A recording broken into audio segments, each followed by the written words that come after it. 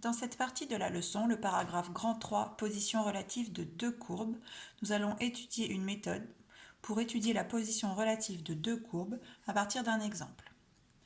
Donc l'exemple traite de la fonction f, qui est la fonction cube, et de la fonction g, qui est la fonction affine, moins 5x plus 18.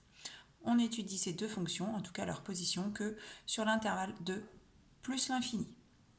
Étudier leur position, cela veut dire savoir, lorsque l'on tracera la courbe de f et la courbe de g, laquelle sera positionnée au-dessus et laquelle sera positionnée en dessous, et ça selon les valeurs de x. Alors, la méthode consiste à étudier la fonction obtenue quand on fait la différence entre la fonction f et la fonction h, et la fonction g, pardon. On va l'appeler h de x et la définir comme étant la fonction f de x moins g de x. On aurait tout à fait pu étudier g de x moins f de x, ça aurait été la même chose.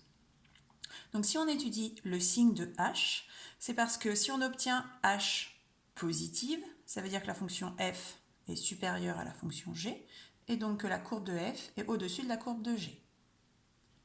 Si au contraire on obtient h négative, ça signifie que f de x est inférieur à g de x, et donc que la courbe de f sera en dessous de la courbe de g. Donc pour étudier la fonction h, nous allons déjà déterminer sa dérivée. La fonction h est dérivable puisqu'elle est obtenue en faisant la différence entre deux fonctions dérivables. Donc on peut calculer directement sa dérivée.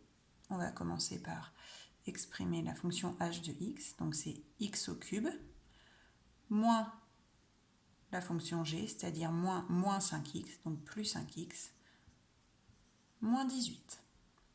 Calculons sa dérivée. Donc la dérivée de x au cube, c'est 3x carré.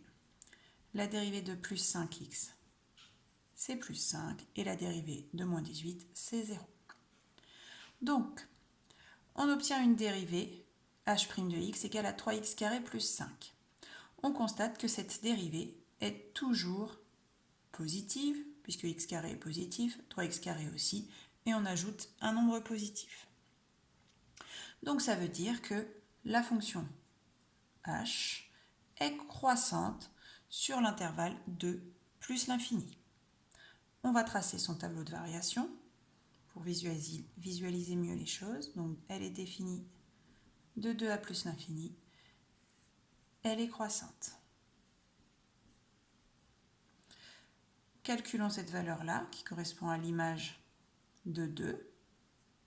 Donc on prend cette expression, ça fait donc 2 au cube plus 5 fois 2 moins 18, ce qui fait 8 plus 10, 18, moins 18, 0. Donc l'image de 2 est 0, ce qui veut dire que dans le tableau de variation, on peut indiquer le 0 ici. Alors, regardons d'un peu plus près les variations obtenues. On a, quelle que soit la valeur de x appartenant à 2 plus l'infini, une fonction h de x qui est supérieure à 0, puisque la valeur 0 est la valeur minimale et qu'ensuite, elle est croissante. Donc, on peut en déduire que h de x est toujours positive. Maintenant qu'on a cette information, on va revenir à la définition de la fonction h, c'est-à-dire f de x supérieur ou égal, f de x moins g de x supérieur ou égal à 0, c'est-à-dire si je passe g de x de l'autre côté, f de x supérieur à g de x. Et cela, c'est valable quel que soit le nombre x dans l'ensemble de définition, puisqu'elle est positive de 2 à plus l'infini, tandis qu'elle est croissante et qu'elle part de 0. Du coup, on peut en déduire que la courbe de f est au-dessus de la courbe de g.